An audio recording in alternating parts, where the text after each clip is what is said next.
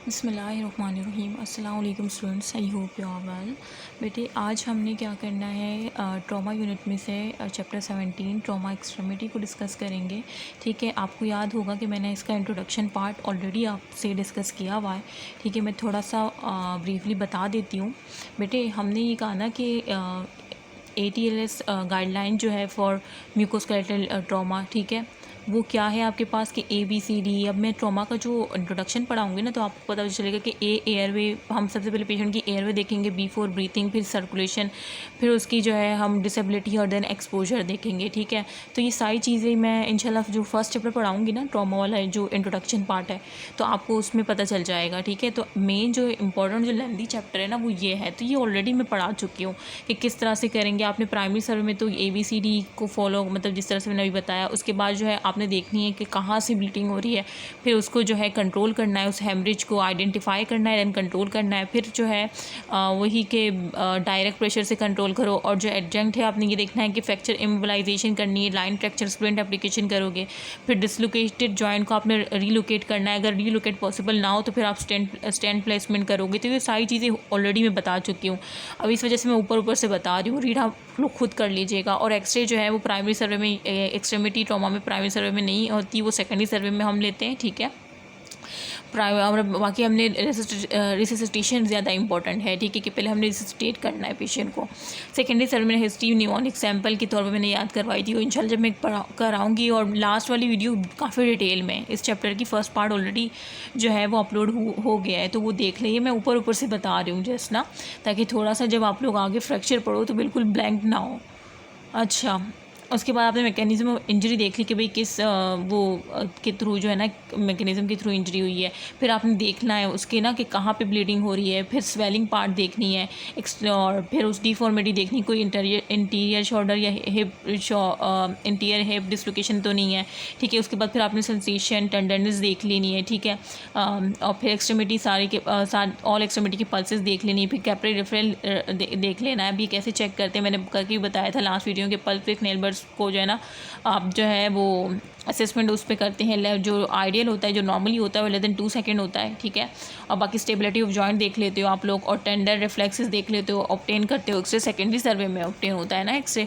फिर ये व्यू मैंने बताए थे कि 2 व्यू होते हैं और 2 जॉइंट। अब ये सारी चीज़ें ऑलरेडी बता चुकी हूँ, फर्स्ट पार्ट देख लेना। प्रिंसिपल ऑफ फ्रैक्चर मैनेजमेंट क्या करेंगे, सबसे पहले हम जो है फ्रैक्चर क्या होता है, सॉफ्ट टिश्यू इंजरी के साथ ब्रोकन बोन्स होती है ना।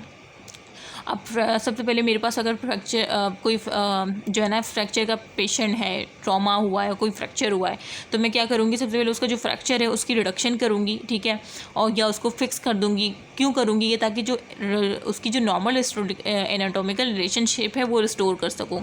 रिडक्शन क्या कहते हैं, अलाइनमेंट। लाइक जो भी फ्रैक्चर बोन है ना उसको मैं पहले अलाइन कर लूँगी, फिर उसमें स्टेंट डाल दूँगी। इसको फिक्सेशन कहते हैं कि पहले मैंने अलाइनमेंट की, इट्स कॉल्ड रिडक्शन। और जो बोन ब्रेकेज, जो बोन टूटी हुई है उसको पहले मैंने अलाइनमेंट की, मतलब दोनों को जो टूटी सिरे थे ना उनको अलाइन किए, फिर उसमें एक स्टेंट डाल दिया, फिक्सेशन। तो इस तरह से रिस्टोर किया मैंने, जो नॉर्मल एनाटॉमिकल रिलेशनशिप था उसको रिस्टोर कर लिया। फिर इस तरह से स्टेबिलिटी मैंने किस तरह से दी, फिक्सेशन के थ्रू स्प्लिंट डाल के मैंने स्टेबिलिटी दी ना। पहले मैंने अलाइनमेंट की, रिडक्शन की, ठीक है, और फिर मैंने स्प्लिंट डाल के स्टेबिलिटी की। उसके बाद फिर क्या करना है, मुझे ये भी देखना है कि भाई जो ब्लड सप्लाई है, वो जो ब्रोकन पार्ट है, ये जो फ्रैक्चर पार्ट है, वहाँ पे ब्लड सप्लाई प्रॉपर होनी चाहिए। ठीक है, उस सॉफ्ट टिश्यू या उस बोन में प्रिजर्वेशन के लिए। उस तरह से अर्ली एंड सेफ मोबिलाइजेशन जो है पॉसिबल हो पाएगी पेशेंट की। तो ये मैनेजमेंट है। इसके बाद फिर मैंने आपको लास्ट वीडियो में हीलिंग बताई थी कि बेटे 2 तरह की हीलिंग होती है। ठीक है, एक प्राइमरी या डायरेक्ट हीलिंग होती है, एक इनडायरेक्ट और सेकेंडरी हीलिंग होती है। अब प्राइमरी ये डायरेक्ट हीलिंग कौन सी स्टेबिलिटी देती है, एब्सोल्यूट स्टेबिलिटी देती है, जबकि इनडायरेक्ट और सेकेंडरी बोन हीलिंग आपको रिलेटिव स्टेबिलिटी देती है। ठीक है, अब इनडायरेक्ट और सेकेंडरी बोन हीलिंग में ये होता है कि जो फ्रैक्चर एंड होते हैं ना बोन के, जिसे मैं कही थी कि मैंने अलाइन करके अलाइनमेंट, जिस फ्रैक्चर एंड जो होते हैं बोन के, जब मैं उनको अलाइन करूँगी तो इट्स कॉल्ड रिडक्शन। यही कह रही थी ना मैं जब मैनेजमेंट कर रही थी। देन फिर मैंने फिक्सेशन के लिए स्टैंड डाल दिया स्टेबिलिटी के लिए, और फिर मैंने उसकी प्रिजर्व की ब्लड सप्लाई ताकि हील हो सके प्रॉपरली। तो जो हीलिंग है वो 2 तरह की है। अगर वो ब्रोकन पार्ट जो है ना, ये एक बोन है, ये अब अगर ये दोनों पार्ट जो है ब्रोकन एंड जो है बोन्स के ना, अगर ये इनमें मूवमेंट होगी, अगर मूवमेंट होगी इन दोनों में, मतलब अलाइन नहीं हुए होंगे सही से और मूवमेंट होगी, तो फिर यहाँ पे एक कैलस फॉर्मेशन बनेगी। ठीक है, और ये इनडायरेक्ट बोन हीलिंग में होता है। है कि ये जो अलाइनमेंट होते हैं ना, जैसे यहाँ पे कैलस फॉर्मेशन होती है, क्यों? क्योंकि जो बोन एंड्स होते हैं वो परफेक्टली अलाइन नहीं होते, उनमें कुछ मूवमेंट होती है और देन कैलस फॉर्मेशन होती है। फिर वो कैलस फॉर्मेशन को हम क्या कहते हैं? एनकॉर्डल ऑसिफिकेशन होती है। अब इसके 3 फेज़ होते हैं, एक तो इन्फ्लेमेटरी फेज़ होता है, फिर रिपेयर फेज़ होता है। अब रिपेयर क्या हो रहा है कि अब यहाँ पे मैंने बोन एंड्स को दोनों को आमने सामने तो रख लिया, लेकिन वो सही से अलाइन नहीं हुए, उसमें मूवमेंट है। तो जब भी उनमें वो सही से अलाइन नहीं होंगे और उनमें मूवमेंट होगी तो कैलस फॉर्मेशन बनेगी, और वो कैलस फॉर्मेशन रिपेयर स्टेज में बनेगी, सेकेंड वाली। फिर थर्ड स्टेज होती है रीमॉडलिंग। अब वो जो रिपेयर हुआ है ना कैलस फॉर्मेशन, वो जो है रीमॉडलिंग होगी उस इमेच्योर बोविन बोन की, किसमें? लेमिलर बोन में, ठीक है। तो ये आपका इनडायरेक्ट प्राइमरी बोन हीलिंग होता है, ठीक है। और ये आपको कौन सी स्टेबिलिटी देती है? रिलेटिव स्टेबिलिटी देती है, ठीक है। जबकि जो डायरेक्ट प्राइमरी हीलिंग होती है, इसमें जो ब्रोकन एंड्स होते हैं बिल्कुल अलाइन होते हैं, बिल्कुल अलाइन होते हैं, उनमें कोई मूवमेंट नहीं होती। जब कोई मूवमेंट नहीं होती तो वहाँ पे कोई भी कैलस फॉर्मेशन नहीं बनता। जहाँ पे मूवमेंट हो रही थी ना ब्रोकन एंड्स में, बोन एंड्स के एंड में मूवमेंट थी ना, वो सही से अलाइन नहीं थी, देन कैलस फॉर्मेशन बनी थी इनडायरेक्ट या रिलेटिव स्टेबिलिटी में। जबकि यहाँ पे जो होते हैं डायरेक्ट प्राइमरी बोन हीलिंग में कोई मूवमेंट नहीं है बोन एंड्स के आखिर में, इस वजह से यहाँ पे कोई कैलस फॉर्मेशन नहीं बनता, कोई कैलस फॉर्मेशन नहीं बनता, ठीक है। ये बात याद रखना। और ये आपको एब्सोल्यूट स्टेबिलिटी देता है। इसमें भी 3 फेज़ है, लेकिन इन्फ्लेमेटरी फेज़ उसके मुकाबले में थोड़ा कम होता है, ठीक है, कि यहाँ पे अलाइनमेंट है प्रॉपर। और रीमॉडलिंग क्या होती है? रीमॉडलिंग किस तरह से होती है? यहाँ पे तो आपने देखा कि इमेच्योर बोविन बोन से लेमिलर बोन बनी थी ना इनडायरेक्ट में। यहाँ पे जो है ना ऑस्टियोक्लास्ट एक्टिविटी होती है। ये जो कॉन्स होते हैं ना ब्रोकन एंड्स के, 2 बोन्स के जो एंड, वहाँ पे ऑस्टियोक्लास्ट एक्टिविटी होती है, क्रॉसिंग कॉर्नर्स, ठीक है। जो फ्रैक्चर्स है ना, क्रॉसिंग कॉन जो होती है, क्रॉसिंग कॉन का कटिंग कॉन्स का मतलब ये है कि जो ब्रोकन एंड्स के जो कटिंग कॉन्स है ना, जो यहाँ से फ्रैक्चर हुआ है, इनमें ऑस्टियोक्लास्ट एक्टिविटी परफॉर्म हो जाती है और वो रीमॉडलिंग हो जाती है, ठीक है। कोई न्यू लेमिलर, और यहाँ पे क्या होती है? न्यू लेमिलर बोन बनती है। जबकि वहाँ पे क्या आती है? इमेच्योर बोविन से लेमिलर बोन कन्वर्ट होती है, यहाँ पे न्यू लेमिलर बोन बनती है, ठीक है। और यहाँ पे क्या है? कैलस की जगह ऑस्टियोक्लास्ट एक्टिविटी हो रही है, ठीक है। और यहाँ पे न्यू लेमिलर बोन बन रही है विदाउट कैलस फॉर्मेशन। तो आई होप कि आपको समझ आ गया होगा। ये मुझे स्किप कर देना चाहिए था, लेकिन फिर भी मैंने समझा दिया। वैसे जो डिटेल वीडियो है ना, वो आप पार्ट 1 के नाम में, इसको अपलोड पार्ट 2 के नाम से करूँगी, ठीक है। आप पार्ट 1 वाली वीडियो देख लीजिएगा। बेटे रिडक्शन स्टेबिलिटी अभी मैंने बताया है कि रिडक्शन क्या होता है? अलाइनमेंट होती है। जैसे मैंने अभी पहले बताया कि मैंने उसकी अलाइनमेंट की रिडक्शन की, कि अलाइन कर दी। मैं साथ साथ आपको टर्म्स की मीनिंग भी बता रही हूँ। अच्छा, तो यहाँ पे वही चीज़ लिखी हुई है कि आप अलाइनमेंट जो होती है या रिडक्शन जो है, आप 2 तरह से अचीव कर सकती हो, या तो क्लोज करो या ओपन करो। अब खुद सोचो, ओपन का मतलब क्या? कि खोल चीर फाड़ के खोल देना ना। तो ऐसे समझो कि यहाँ पे सर्जरी होती है ओपन में ना, कि आप उस चीज़ को खोल लेते हो, और ये डायरेक्ट मेथड है। जाहिर सी बात है, जब आप थ्रू सर्जरी इसको खोल लोगे, ओपन कर लोगे, तो ये एक डायरेक्ट मेथड हो जाएगा, ठीक है। तो अब रिडक्शन 2 तरह की होती है, एक ओपन मेथड या डायरेक्ट मेथड, और दूसरा क्लोज या मैनिपुलेशन। क्लोज में क्या होता है कि विदाउट सर्जरी होता है, मतलब आप बाहर से मैनिपुलेट कर लेते हो, या तो कास्टिंग कर देते हो, इस तरह से कास्टिंग आपने देखी भी होगी, ठीक है। तो प्लास्टर ऑफ पेरिस जो लगा देते हैं, तो वो मैनिपुलेशन होती है। आउटसाइड विदाउट सर्जरी हम क्लोज इसे कहते हैं, क्लोज रिडक्शन, ठीक है। एक होती है सर्जरी के थ्रू रिडक्शन। जिस तरह से मैंने कहा ना कि पहले मैं उस पेशेंट की रिडक्शन करूँगी, अलाइनमेंट करूँगी। अब वो 2 तरह की से होती है, या तो ओपन होगी मैनिपुलेशन के थ्रू विदाउट सर्जरी, या डायरेक्ट होगी ओपन मतलब विद सर्जरी, सर्जरी में ही हो पाएगी ना डायरेक्ट ओपन। तो इस तरह से रिडक्शन पॉसिबल हो पाती है। अच्छा, स्टेबिलेशन की मैंने आपको बताया था ना कि 2 होते हैं, कि एब्सोल्यूट स्टेबिलिटी, एक रिलेटिव स्टेबिलिटी। ऊपर ही मैंने बता दिया था कि बेटे एब्सोल्यूट स्टेबिलिटी कौन सी हीलिंग प्रोवाइड करती है? डायरेक्ट या प्राइमरी बोन हीलिंग। वही पूरी कहानी लिखी हुई सेम पढ़ लेना। और रिलेटिव कौन प्रोवाइड करती है? इनडायरेक्ट या सेकेंडरी बोन हीलिंग। तो ये वही सी चीज़ें हैं। अच्छा, उसके बाद आ जाओ मेथड ऑफ स्टेबलाइजेशन। देखो, मेथड ऑफ स्टेबलाइजेशन ऑलरेडी मैं आपको इंट्रो में बता चुकी हूँ कि बेटे एक कास्टिंग होती है, जो कि क्या होता है? प्लास्टर ऑफ पेरिस होता है, जिसकी हम पैडिंग करते हैं, ठीक है, प्रोटेक्शन फॉर दी फ्रैक्चर। ये आपने देखा भी होगा। और एक होता है स्प्लिंटिंग, मतलब उस जॉइंट जो है ना, उसमें स्प्लिंट लगा देना लॉन्ग बोन के फ्रैक्चर में। अब इसका एडवांटेज क्या होता है कि वही रिडक्शन एंड स्प्लिंटिंग कह लो, मतलब ये जो रिडक्शन है वो क्लोज मेथड है, कास्टिंग वाला है, मैनिपुलेशन वाला है, ठीक है। अब एक इसमें कोई वाउंड नहीं बनता है, तो ये इसका फ़ायदा है। और कोई इंटरफेरेंस विद फ्रैक्चर साइड नहीं होता, क्योंकि आप बाहर से मैनिपुलेट कर रहे हो। और ये बहुत सस्ता है, एडजस्टेबल भी है, और बहुत कोई अफोर्ड कर सकता है, चीप है। डिसएडवांटेज ये है कि लिमिटेड एक्सेस होता है इसका सॉफ्ट टिश्यू में। लेकिन इसका ये डिसएडवांटेज है कि कास्टिंग और स्प्लिंटिंग जो होती है ना, इसका लिमिट एक्सेस होता है सॉफ्ट, क्योंकि अगर कोई डीप इंजरी हुई है, कोई डीप लेस्ट्रेशन हुई है, ठीक है, अंदर की साइड, तो ये उसको नहीं कर पाएगा मैनिपुलेट ना, क्योंकि ये तो सिर्फ आउटसाइड होता है ना मैनिपुलेशन, क्लोज जिसे हम कहते हैं, सिर्फ आउटसाइड ये अच्छा है। ये भी कह रहे हैं कि डिसएडवांटेज इसका यही कि ये लिमिटेड एक्सेस होता है इसका। ज़्यादा अंदर सॉफ्ट टिश्यू अगर कोई लेस्ट्रेशन बहुत ज़्यादा आज तक हुई है, तो ये उसके लिए फ़ायदेमंद नहीं है। और बाकी यही क्या लिखा हुआ है कंबरसम, यही होता है कि एक बल्कि मास होता है, एक प्लास्टर ऑफ पेरिस। अगर मैं किसी, अल्लाह ना करे, किसी पेशेंट के, मतलब आपके नहीं, किसी पेशेंट के अगर फ्रैक्चर हुआ है और मैं उस पर एक प्लास्टर ऑफ पेरिस चढ़ा दूँ तो उसे क्या होगा, उलझन होगी, एक बल्कि मास होगा, एक अनवाइंडली होगा, हैवीनेस फील होगी, एक बल्क फील होगा। ठीक है, इसका मतलब ये है। अच्छा, interference with function and poor mechanism stability. और क्या होगा कि वो जो है ना उसकी एक तो आपने ये रखना कि वो जब काम, मतलब वो फ्रैक्चर साइड पे उसको एक तो भारी भारी सा लगेगा, दूसरा जो है ना वो उसकी जो भी फंक्शन है वो इंटरफियर होंगे। ठीक है, लाइक वो तो वैसे भी होंगे। मेन चीज़ ये याद रखना, पुअर मैकेनिकल स्टेबिलिटी है। पुअर मैकेनिकल स्टेबिलिटी मतलब कि कास्टिंग जो होती है ना, यस, स्प्लिंटिंग, इनकी स्टेबिलिटी अच्छी नहीं होती है। मतलब इस वजह से पेशेंट को ज़्यादा एहतियात करने के लिए हम कहते हैं, ठीक है, एज अ डॉक्टर। अच्छा, ट्रैक्चर जो होता है ना, ट्रैक्चर क्या होता है कि हम पुलिंग करते हैं, पुलिंग टू चेंज और hold the position of fracture fragment. मतलब ये एक बोन है और ये फ्रैक्चर एंड्स है। ठीक है, अब मैं क्या करूँगी, इस बोन को ना, इस जो बोन है या जो फ्रैक्चर साइड है, इसको पुल करूँगी और इसे पुल करूँगी कि ये क्या करे, पुलिंग टू चेंज, कि ये चेंज हो जाए या होल्ड कर ले पोजीशन ना, hold the position of fracture fragment. तो ये ट्रैक्चर होता है। मतलब आपने जो है उसको पुलिंग टू चेंज और hold the position of fracture fragment को पुल करने के लिए या होल्ड करने के लिए आपने ट्रैक्चर डाल दिया।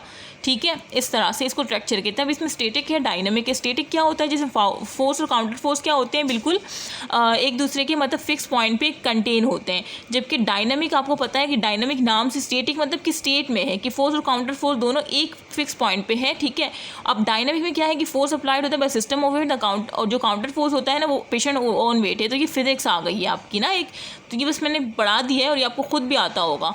अच्छा, बाकी इसके एडवांटेज देख लो। मेन चीज़ एडवांटेज डिसएडवांटेज आपको पता होने चाहिए। ठीक है, ये भी वही सेम है, सस्ता है, कोई इंटरफेरेंस नहीं होता, चीप एडजस्टेबल है, same as casting and splinting.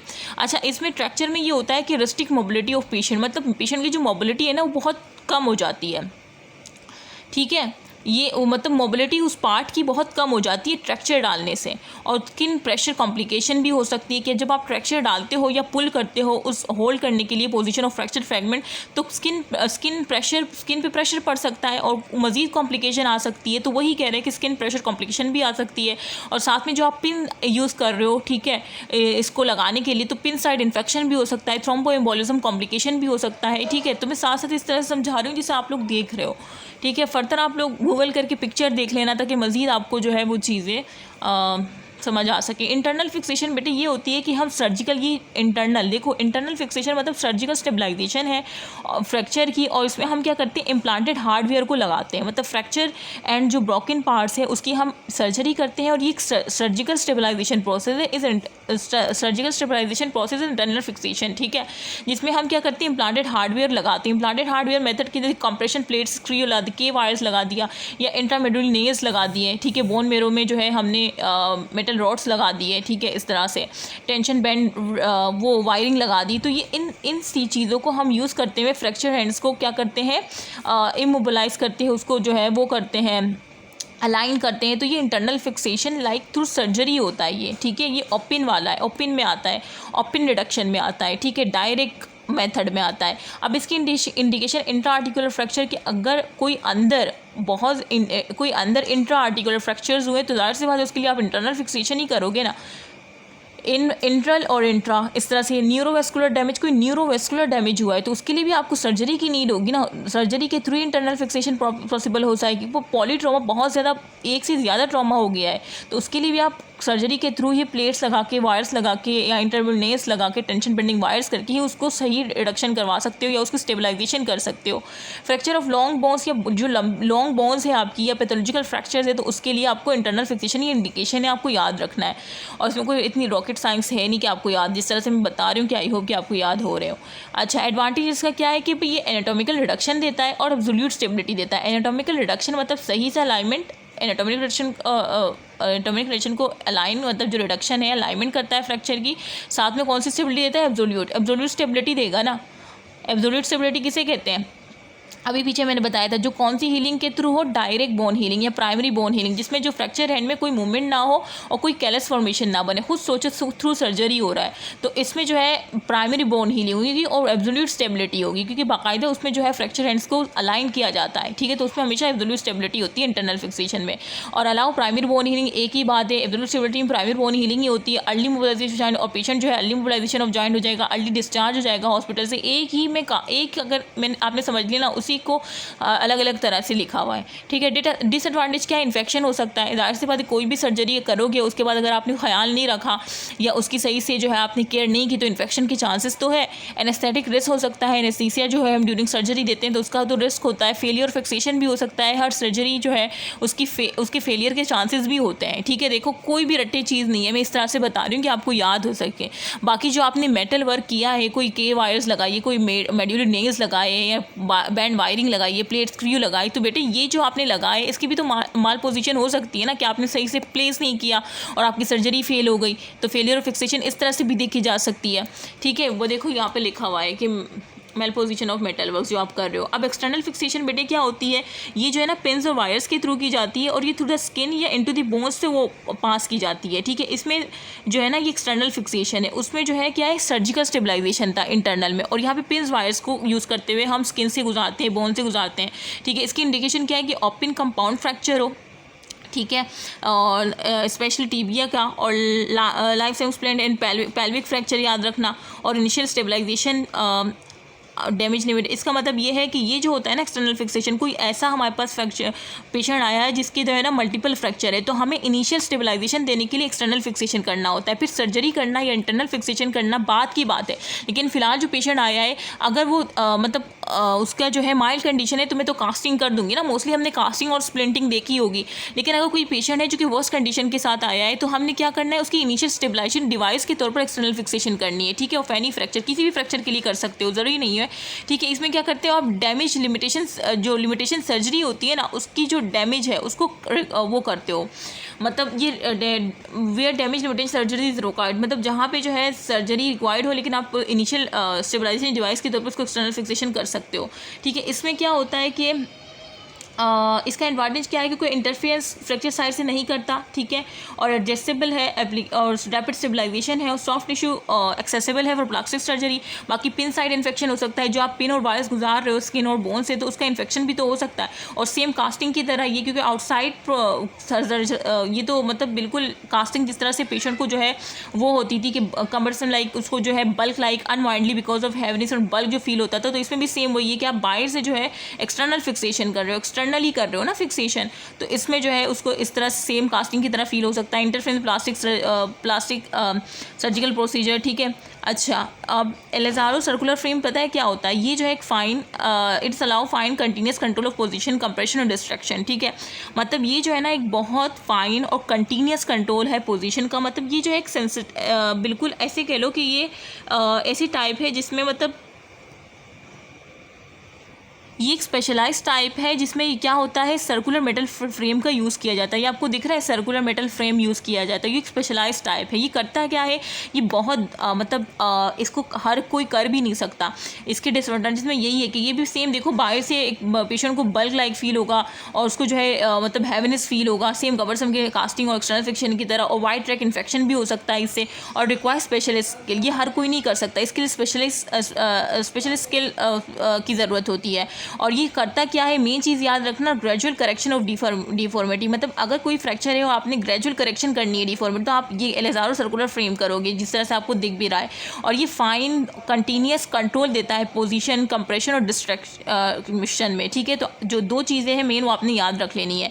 उसके बाद यहाँ पे जो डायग्राम है, यहाँ पे क्या दिखाया हुआ है, देखें ये जो है ना वो बताएं, फ्रैक्चर डिस्क्रिप्शन बताइए। ये देखें ट्रांसवर्स है तो मैं ट्रांसफर फ्रैक्चर कहूँगी ना, ये लीनियर है बिल्कुल, और ये देखें ऑब्लिक है, और ये देखिए डिस्प्लेस हुआ है, दोनों बोन आपस से डिस्प्लेस हो गई है। और ये देखिए स्पाइरल है, स्पाइरल शेप में फ्रैक्चर हुआ है। और ये ग्रीन स्टिक है, ग्रीन स्टिक का मतलब ये है कि ये जो है ना आपको इनकम्प्लीट फ्रैक्चर लग रहा है ना, कि वन साइड से ब्रेक है और एक साइड से बिल्कुल ठीक है। और ये मोस्टली जो है ना चिल्ड्रन में देखा गया है, ऐसा फ्रैक्चर ग्रीन स्टिक वाला अभी आगे भी आएगा, तो मैं आपसे पूछूंगी कौन सा।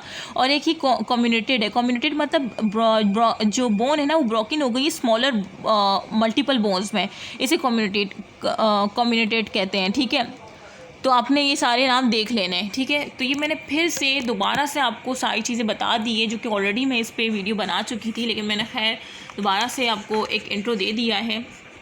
अच्छा, उसके बाद आ जाओ अपर लिम्ब इंजरीज ना। अच्छा, अपर लिम्ब इंजरीज़ में हम इसमें यही कह रहे हैं कि जो है fracture dislocation carpal upper limb injuries में सबसे पहले कार्पल इंजरीज देखेंगे। तो कार्पल इंजरीज में क्या होती है, फ्रैक्चर और डिसलोकेशन होती है कार्पल बोन्स की ना, कॉमन होती है। और इसमें जो है ना हम 3 व्यू एक्सरे लेते हैं, should be anterior posterior lateral oblique.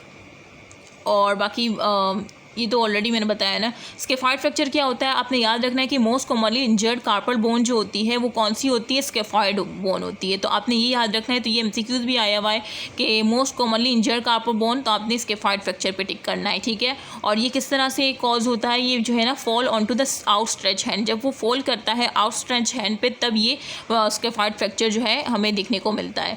अच्छा, बाकी इसमें क्या है, आपने ये याद रखनी है कि ये जो है प्रॉक्सिमल पोल जो है ना स्केफॉइड का इंट्राआर्टिकुलर में, उसको ना रेट्रोग्रेड ब्लड सप्लाई मिलती है। रेट्रोग्रेड ब्लड सप्लाई का मतलब ये है कि वो जो है ना डिस्टल ब्रांचेस जो है ना रेडियल आर्टरी की, वहाँ से ये सप्लाई रिसीव कर रहा होता है।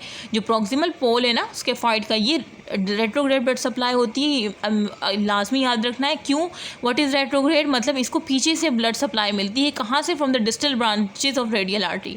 ठीक है, प्रॉक्सिमल, इस वजह से प्रॉक्सिमल फ्रैक्चर में क्या होता है, किसका रिस्क होता है, नॉन यूनियन का और एवेस्कुलर नेक्रोसिस का। खुद सोचो, अगर उसको ब्लड सप्लाई पीछे से मिल रही है और उसकी अपनी कोई ब्लड सप्लाई नहीं है और रेट्रोग्रेड ब्लड सप्लाई है, तो यहाँ पे रिस्क हो सकता है ना नॉन यूनियन का, कि जो आपने यूनियन किया है उसका वो सही से यूनियन नहीं होगा तो फेलियर ऑफ हीलिंग हो जाएगी, वहाँ पे सही से ब्लड सप्लाई नहीं होगा तो एवेस्कुलर नेक्रोसिस दिख सकती है। और फ्रैक्चर साइड में क्या होगा, नॉन यूनियन मतलब यूनियन वो नहीं होगी, हीलिंग नहीं होगी, फेलियर ऑफ हीलिंग दिख सकती है। बाकी जो डिस्टल पोल है वहाँ पर आपको हीलिंग मिलेगी विदाउट प्रॉब्लम, क्योंकि वहाँ पर उसकी अपनी ब्लड सप्लाई, और जबकि वो प्रॉक्सिमल पोल को भी दे रहा है, क्योंकि प्रॉक्सिमल पोल की अपनी ब्लड सप्लाई नहीं है, तो वहाँ पे आपको एवेस्कुलर नेक्रोसिस और नॉन यूनियन में फेलियर और हीलिंग मिल सकती है। ठीक है बेटे, तो ये आपने याद रख लेना है।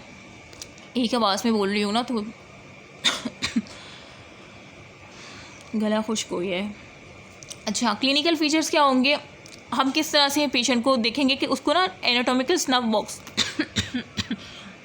टेंडरनेस होगी। ठीक है, क्या होगी, उसको टेंडरनेस होगी, ट्रायंगुलर डीपनिंग होगी। जब जो रेडियल साइड पे ना उसकी ऐसे लग रहा होगा कि ट्रायंगुलर डीपनिंग है थंब साइड पे, जो आपकी रेडियल बोन थंब साइड पे होती है ना, तो वहाँ पे आपको ऐसे लग रहा होगा कि वो है डीपनिंग है ट्रायंगुलरली ना, तो इसको स्नफ बॉक्स कहते हैं। ठीक है, तो आपको वहाँ पे टेंडरनेस मिलेगी। ठीक है बेटे, सॉरी वो बहुत मेरा गलत हो। अच्छा बेटे, तो मैं क्या बोल रही थी, अच्छा बेटे क्या होता है कि टेंडरनेस होती है, एंटरनल स्नफ बॉक्स मतलब आप जब उसकी ना थंब साइड पे जब पल्पेट करोगे ना तो उसको टेंडरनेस होगा, मतलब उसको ना पेन होगा, ऑन पल्पेशन ना वो पेन बोलेगा कि मुझे पेन हो रहा है, तो इसका मतलब ये है। ये बेड साइड में चीज़ें आपने पढ़ी होगी ना टेंडरनेस क्या होती है, तो मैंने फिर भी बता दिया। और जब आप देखोगे ना तो थंब साइड पर एक ट्रायंगुलर डीपनिंग मिलेगी आपको ना, रेडियल साइड पर जो रेडियस बोन होती है ना थंब साइड पर, और लिटिल फिंगर्स की तरफ अल्नर बोन होती है। ये सारी चीज़ें आपको पता होगी ना। अच्छा, तो आपको ये मेन चीज़ आप दिखेगी जो इन्वेस्टिगेट मतलब आप कर लोगे कि हाँ इसको जो है ना स्केफॉइड फ्रैक्चर है। बाकी रिस्ट मूवमेंट जब करोगे ना तो पार्टिकुलरली प्रोनेशन मतलब इनवर्ड रोटेशन में क्या होगी, उसको वो पेनफुल होगी, मतलब जब वो इनवर्ड रोटेशन नहीं कर पाए, प्रोनेशन मतलब इनवर्ड रोटेशन नहीं कर पाएगा by followed by ulnar deviation. ठीक है, मे भी पेनफुल हो सकती है।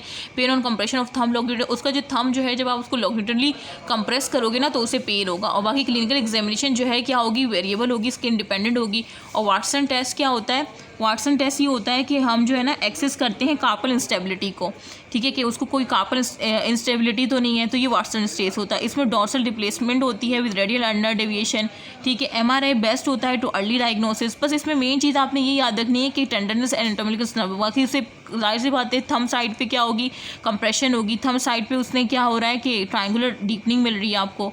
मैनेजमेंट में क्या करोगे, बेस्ट इनिशियल टेस्ट क्या करोगे, एक्सरे करोगे रिस्ट का।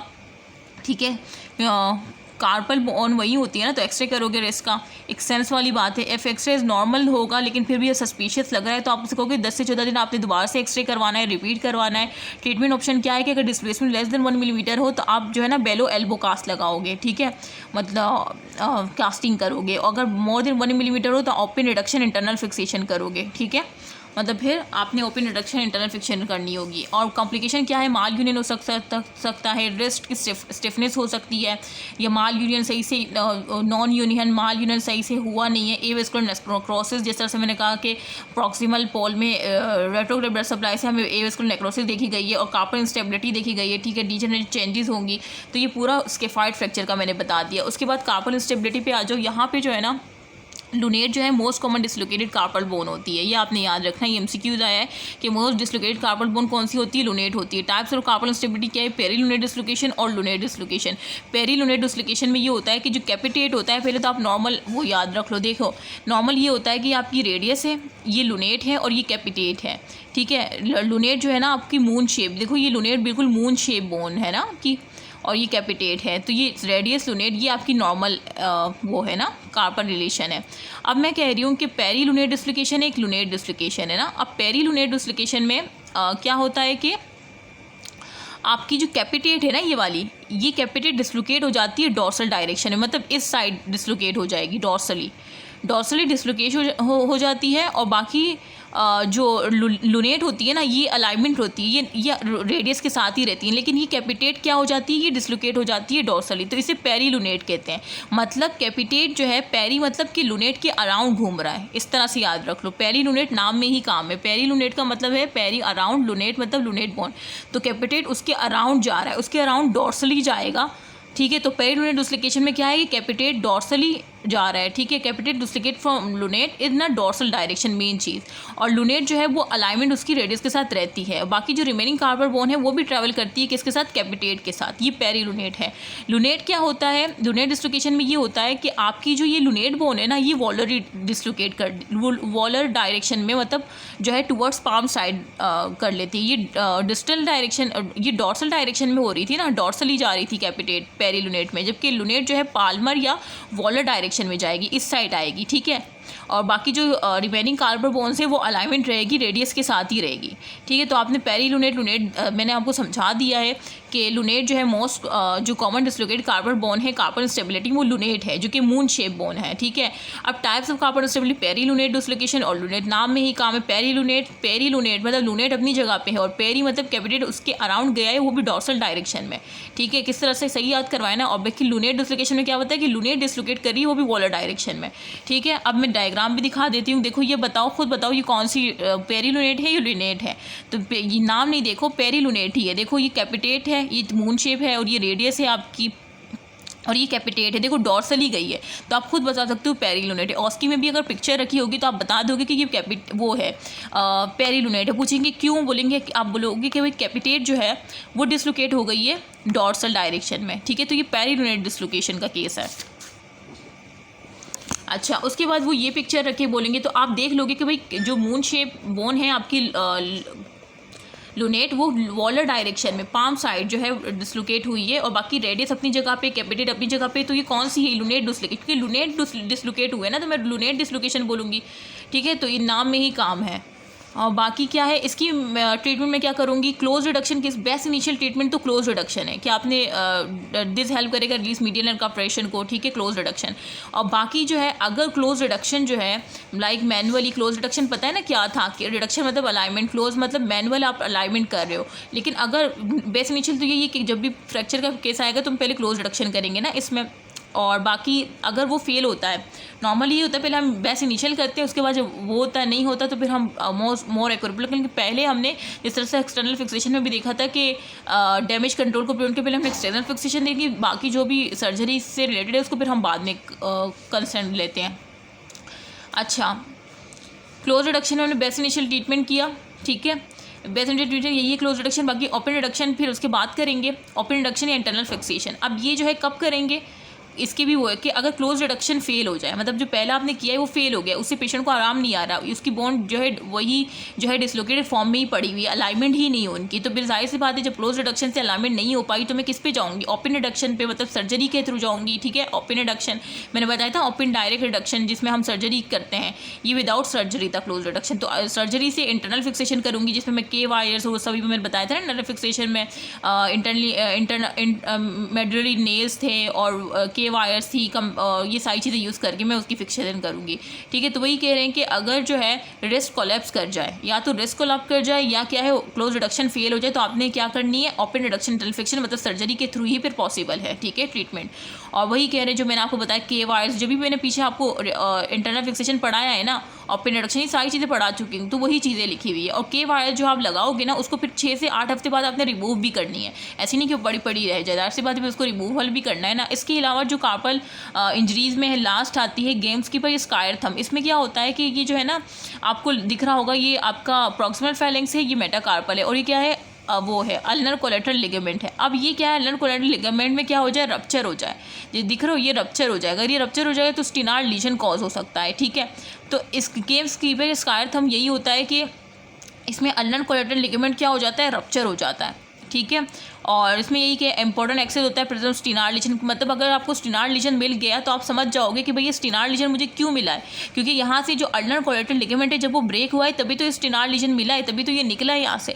ठीक है, तो वही कह रहे हैं कि इंपॉर्टेंट एक्सेस यही है कि प्रेजेंस मिलेगी स्टर्नल लीजन को, तो हम समझ जाएंगे कि अल्नर कोलेटरल लिगामेंट की रप्चर हुआ है। ठीक है, और देन गेम्स के बस कायत हम उसे हम बोलेंगे, इंडिकेट करेंगे कि ये है। अच्छा, स्टिनार्ड लीजन्स क्या होता है बेटे, ये बताए, बस ये याद रखना, पूरी कहानी पढ़ने की ज़रूरत नहीं है। और बाकी इसमें यही है कि स्टिनार्ड लीजन को ना आप सर्जरिकली ही रिपेयर कर सकते हो। ठीक है, सर्जरी के थ्रू ही इसको रिपेयर कर सकते हो, जो मैंने दिखाया है।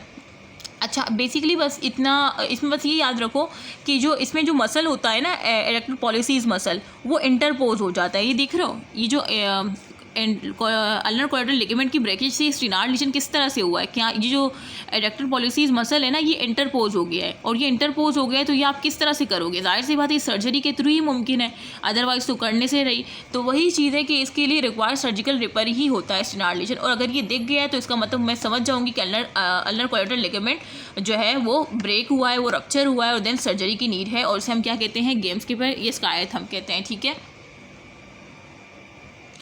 तो ये हमारे पास कौन सी इंजरीज़ हो गई, अपर लिम्ब इंजरीज़ में कार्पल इंजरीज़ हमने देख ली। ठीक है, अच्छा, उसके बाद आ जाओ उस पर डिस्टल रेडियस फ्रैक्चर पे ना। अब डिस्टल रेडियस फ्रैक्चर जो है ना, आपने ये याद रखना है कि जो one of the most common fracture होता है ना अपर एक्सट्रीमिटी में, वो यही होता है, डिस्टल रेडियस फ्रैक्चर।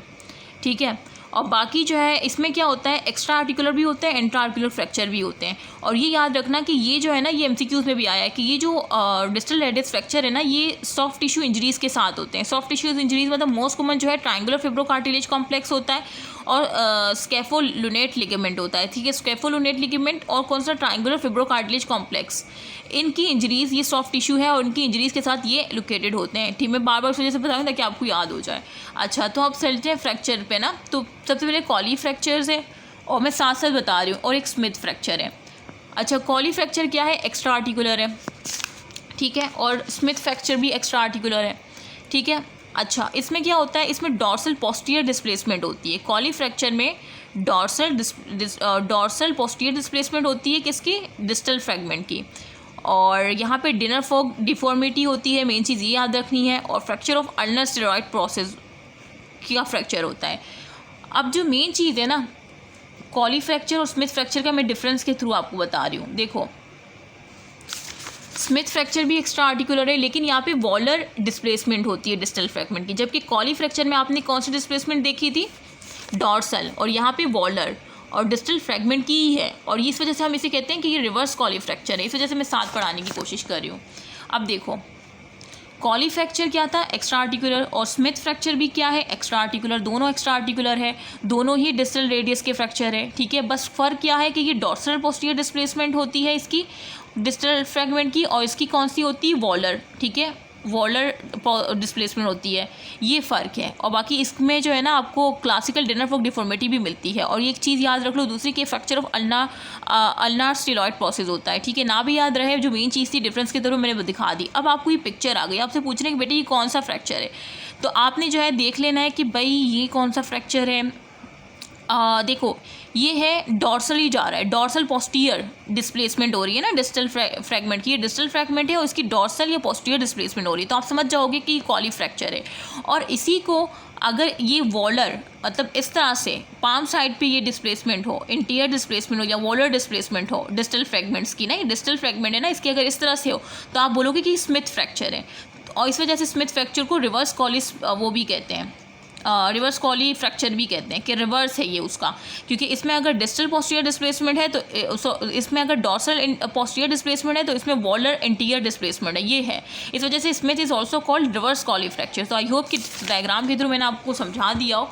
उसके बाद आ जाओ दूसरा बार्टोन फ्रैक्चर। बार्टोन फ्रैक्चर क्या होता है, ये इंट्रा आर्टिकुलर है, ठीक है। और जाहिर सी बात है डिस्टल रेडियस की फ्रैक्चर पढ़ो तो बार बार मुझे बताने की ज़रूरत नहीं है कि डिस्टल रेडियस के फ्रैक्चर है। अच्छा जो बार्टोन होता है ना फ्रैक्चर, वो जो है डॉर्सल और वॉलर डिस्प्लेसमेंट दोनों शो करता है। अब एक क्लासिकल बार्टोन है, एक रिवर्स है। क्लासिकल में ये होता है कि इंट्रा आर्टिकुलर, से बात बार्टोन है ही इंट्रा आर्टिकुलर, तो इंट्रा आर्टिकुलर तो दोनों में है, लेकिन क्लासिकल में याद रखना है कि डॉर्सल लिप फ्रैक्चर होता है, ठीक है, जबकि रिवर्स में क्या होता है वॉलर लिप फ्रैक्चर होता है, ठीक है। इस तरह से याद रख लो। अच्छा इसका देखो दिखाया हुआ है, ये बार्टोन फ्रैक्चर है और ये रिवर्स है। अब देखो क्लासिकल बार्टोन फ्रैक्चर के लो या बार्टोन फ्रैक्चर के लो, अब देखो इसमें कौन सा डिस्प्लेसमेंट है, डॉर्सल डिस्प्लेसमेंट है। ये देखो ये दिख रही है डॉर्सल लिप फ्रैक्चर है, इस तरफ है, जबकि यहाँ देखो ये यहाँ पे कौन सी लिप फ्रैक्चर है, वॉलर, तो ये रिवर्स बार्टोन फ्रैक्चर है, ठीक है। तो बार्टोन में आपने क्लासिकल और रिवर्स बार्टोन देख लिया। उसके बाद पंच फ्रैक्चर देख लो। तो डाई पंच फ्रैक्चर में ये है कि इसमें जो है ना ये जो लुनेट फोसा होता है ना आपका, इसमें डिप्रेस फ्रैक्चर हो जाता है, मतलब ये बोन्स ना डिप्रेस हो जाती है। It is a depress fracture of the lunate fossa, ठीक है, articular surface of the dorsal radius. बस ये भी जो डाई पंच फ्रैक्चर है ये भी इंट्राआर्टिकुलर है फ्रैक्चर है। बस इसमें क्या होता है कि लुनेट फोसा में डिप्रेस हो जाता है, डिप्रेशन हो जाती है लुनेट फोसा की, ठीक है, जिस तरह से आपको दिखाया गया है ये लुनेट फोसा की, इसमें डिप्रेस हो गया है बिल्कुल। अच्छा चॉफर फ्रैक्चर ये होता है, ये भी इंट्राआर्टिकुलर फ्रैक्चर होता है, और ये कौन सा होता है, रेडियल स्टिलॉइड का होता है, ठीक है, फ्रैक्चर ऑफ द रेडियल स्टिलॉइड, ये आपने याद रखना है। जबकि मैंने अभी पीछे बताया था कि जो कॉली होता है ना वो फ्रैक्चर किसका है, अल्नर स्टिलॉइड का, और जो रेडियल स्टिलॉइड है वो चॉफर है। तो इन दोनों में ये डिफरेंस है, और इसको जो है हंचिंसन फ्रैक्चर भी कहते हैं, ठीक है। तो ये आपके सारे फ्रैक्चर्स हो गए, ठीक है, डिस्टल रेडियस वाले। अच्छा अब इसकी मैनेजमेंट देख लो बेटे, इसमें भी मैनेजमेंट सेम हम करेंगे कि भाई बेस्ट इनिशियल तो क्लोज रिडक्शन है कि आपने जो है मैनिपुलेशन कर दी बाहर से, ठीक है, विदाउट सर्जरी पहले आपने कर ली, ठीक है। अब भले सर्जिकल मैनेजमेंट जो है एक्सपेक्टेड है, लेकिन आपने पहले पेशेंट आता है तो आप उसको पहले मैनिपुलेट करते हो एक्सटर्नली, से हम क्लोज मतलब मैनिपुलेशन करते हो, रिडक्शन करते हो, अलाइनमेंट करते हो, आउटसाइड मैनिपुलेशन करते हो, इसको क्लोज रिडक्शन, जो कि ऑलरेडी मैं डेफिनेशन बता चुकी हूँ। अब इसके एडवांटेज क्या है क्लोज रिडक्शन के, कि लिमिट पोस्ट इंजरी स्वेलिंग की, जो पोस्ट इंजरी स्वेलिंग होगी ना बाद में, जो बाद में इंजरी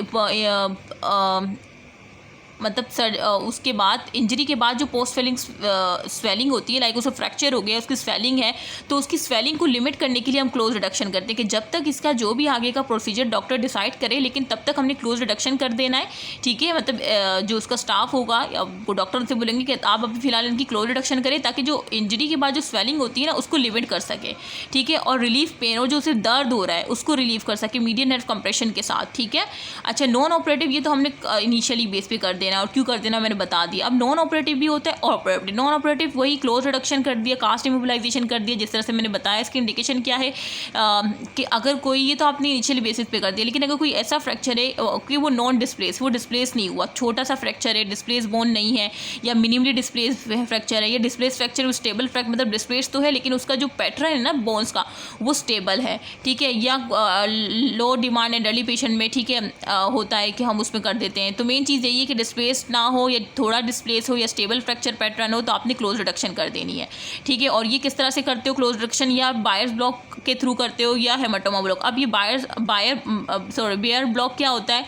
बेयर ब्लॉक ये होता है कि आपने अभी मैंने एनेस्थीसिया का पिछले दिन ही पढ़ाया है। बेयर ब्लॉक जो है ना अपर लिम का एनेस्थीसिया है, और इसमें हम क्या करते हैं कि वो कफ को इन्फ्लेट करते हैं पहले प्रॉक्सिमली, और फिर इंजेक्शन इंसर्ट करते हैं। एनेस्थेटिक जो देता है ना, मतलब वो इंजेक्शन में इंसर्ट की, फिर उसके बाद हमने डिस्टल कफ को इन्फ्लेट किया और साथ में ऊपर को डिफ्लेट किया। तो इस तरह से हम एनेस्थीसिया देते हैं बेयर, जो कि अपर लिम के लिए होती है, ठीक है। तो अपर लिम डिस्टल रेडियस के लिए हम क्लोज रिडक्शन में जो एनेस्थीसिया यूज करते हैं वो बेयर ब्लॉक होता है या हेमाटोमा ब्लॉक होता है, ठीक है। अच्छा, ये जिसने अभी एनेस्थीसिया का से पढ़ा है ना चैप्टर, तो उसको पता होगा कि ये क्या है। अच्छा, कास्ट इज जो है फिर आपने वॉन्ट कर लेना है फॉर 6 वीक के लिए, या जैसे ही जो है आपको यूनियन मिलती है, एक्सरेस पे यूनियन मिलेगी, इसका मतलब कि सही है, तो फिर आप जो है कर सकते हो, हटा सकते हो, मतलब 6 वीक में, या जैसे ही आपको एक्सरे नॉर्मल मिलता है। ऑपरेटिव में क्या इंडिकेशन है कि हाई एनर्जी ट्रॉमा है, बहुत बड़ा ट्रॉमा हो गया है, या ओपन फ्रैक्चर हो गया है, बहुत ज़्यादा इंजरी है, मेटाफिजियल कम्युनिकेशन हो गई है, या क्या हो गया, articular curvature more than 2 millimetre है, ठीक है, फेलियर हो गया, जो आपने क्लोज रिडक्शन की थी वो फेल हो गया, तो जाहिर सी बात है फिर आप ऑपरेटिव पे जाओगे ना, और उसमें आप क्या करोगे, close reduction with percutaneous pin करोगे, ठीक है, मतलब के वायर्स फिक्सेशन करोगे, CRPP जिसे कहते हैं, ठीक है, क्लोज रिडक्शन परक्यूटेनियस पेन के वायर, या तो ये करोगे, या क्लोज रिडक्शन के बाद आप एक्सटर्नल फिक्सेशन करोगे, या करोगे ओपन रिडक्शन इंटरनल फिक्सेशन, ठीक है, मतलब इस तरह से जाओगे। पहले पिन वायर लगा दी, फिर उसके बाद एक्सटर्नल फिक्सेशन मतलब कर दी, ठीक है, उसके बाद फिर आपने ओपन इंटरनल फिक्सेशन कर दी। ये टेक्निक्स है, और यू कहाँ करते हैं, जब ज़्यादा सीवियर केस डिस्प्लेस फ्रैक्चर हो, ओपन फ्रैक्चर हो, ठीक है। इसकी कॉम्प्लिकेशन क्या है कि मीडियन नर्व की डिस्फंक्शन हो जाएगा, और पोस्ट ट्रॉमेटिक वो हो सकता है, और माल यूनियन देखी जा सकती है, ठीक है। तो ये सारी चीज़ें हैं। हो गया कि आपका अपर, ये हमने डिस्टल रेडियस फ्रैक्चर की जो है ना सारी कोली और उसकी मैनेजमेंट भी देख ली। अब उसके बाद आ जाओ रेडियल और अल्नर शाफ्ट फ्रैक्चर। अब इसमें ना मोंटेगिया फ्रैक्चर है और गैलेजी फ्रैक्चर है ना। मेरी भी बस हो गई है, लेकिन बस मैं करवा देती हूँ क्योंकि मुझे ये कंप्लीट करवाना है, मैं चाह रही हूँ कि ये हो जाए। अच्छा बेटे, अब ये जो रेडियल अल्नर शाफ्ट फ्रैक्चर है ना, मोंटेगिया फ्रैक्चर और गैलेजी फ्रैक्चर में ये आपको ना यहाँ पे एक वो दिए ट्रिक दिए कि आप मुगार से याद रखो, MU मोंटेगिया में अल्नर फ्रैक्चर होगा और गैलेजी में कौन सा फ्रैक्चर होगा, रेडियस। तो इस तरह से याद रख लो, ठीक है। ये निमोनिक दी हुई है आपको, तो इस तरह से तो आपको समझ आ गई कि भाई मोंटेगिया फ्रैक्चर है तो अल्नर शाफ्ट का फ्रैक्चर होगा, ठीक है। मैं यहाँ भी लिख देती हूँ ताकि, ठीक है, अल्नर शाफ्ट का होगा। गैलेक्सी में कौन सा होगा, रेडियल शाफ्ट का फ्रैक्चर होगा। ये चीज़ तो आपको याद हो गई। दूसरी चीज़ आपने याद रखनी है कि अल्नर शाफ्ट के साथ डिसलोकेशन होगी प्रॉक्सिमल रेडियो अल्नर जॉइंट की, ठीक है। यहाँ पे प्रॉक्सिमल जो होती है ना, प्रॉक्सिमल जॉइंट, देखो ulnar bone little finger, ulnar जो बोन होती है वो लिटिल फिंगर के पास होती है ना, तो ये अब मेरा फिंगर, इसको मैं ये यूँ लेकर आऊँगी तो ये प्रॉक्सिमल लेकर आऊँगी ना, और ये जो मोंटेगिया में रेडियल शाफ्ट का है, तो जब मैं इसको वो करूँगी तो ये बीच बाहर जाएगा ना, तो डिस्टल रेडियो अल्नर जॉइंट होगा, ये वो डिसलोकेशन होगी। तो इसमें यही कह रहे हैं कि मोंटेगिया में अल्नर शाफ्ट, ये तो आपको ट्रिक के थ्रू याद हो गया कि मोंटेगिया में यू है तो अल्नर शाफ्ट है, बाकी प्रॉक्सिमल रेडियो अल्नर जॉइंट आपको दिखेगी डिसलोकेशन, जिस तरह से मैंने हाथ करके दिखाया कि इस तरह से वो जो है डिसलोकेशन होगी उसमें। जबकि गैलेक्सी में क्या होगा कि डिस्टल रेडियो अल्नर जॉइंट में प्रॉब्लम होगी, ठीक है। इस तरह से ये ऐसा मैं इस वजह से दिखा रही हूँ ताकि शायद आपको इस तरह से ना याद रह जाए। तो ये चीज़ भी आपने एक मेन चीज़ याद रखनी है। बाकी चिल्ड्रन में अल्नर फ्रैक्चर जो है ना इनकम्प्लीट होता है, जो मोंटेगिया होता है ना, तो उसमें अल्नर फ्रैक्चर इनकम्प्लीट होता है। और इनकम्प्लीट मैंने बताया था ना कौन सी टाइप्स होती है, अभी फ्रैक्चर की पीछे बताई, ग्रेन स्टिक फ्रैक्चर, जिसमें एक साइड से ब्रेक था दूसरी साइड से ठीक था, और मैंने कहा था कि चिल्ड्रन में होती है। तो अब तो आपको देख गए ना कि हाँ अच्छा ये उसमें होती है।